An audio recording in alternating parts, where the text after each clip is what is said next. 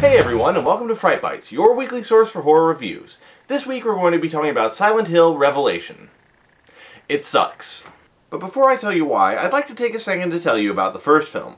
When it first came out, I didn't care for it much. I thought the gender swap from Harry to Rose was pointless at best and a blatant attempt to turn the character into a standard issue heroine in distress at worst, and they completely tossed the original story out the window by adding human cultists into the mix and making them a bunch of witch hunters. With that said, I've actually come to appreciate the film more over time, because even though the story sucks, director Christoph Gans understood that Silent Hill is about atmosphere, a pervasive sense of loss and unease, and the feeling that everything is wrong in ways both subtle and obvious. Add to that Gans' gorgeous cinematography, and the creature effects, almost universally achieved through excellent prosthetics and makeup, and you've got a movie that's worth watching once in a while. Now with that said, I don't think I'll be having any such change of heart about Revelations, which misses the mark about as hard as it's possible to without wearing a blindfold. Where Gans' original film traded on the same atmosphere and tone that made the games great, Revelations is about as blatant and gratuitous as it gets.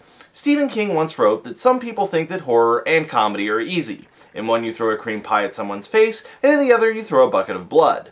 Revelations is obviously the product of that same unfortunate school of thought, as all subtlety and atmosphere have fled from the franchise. For example, there is literally a scene where scary clown children eat human burgers while leering at our protagonist. Subtlety. Thy name is Silent Hill Revelation. On top of that, the writing is simply abysmal. Choice tidbits of dialogue include, "Can't a man indulge his soon-to-be 18-year-old daughter?" and "You cannot defeat me. Do not come to Silent Hill." Yeah, don't you know that you have to beat Shenlong to stand a chance? Now go home and be a family man.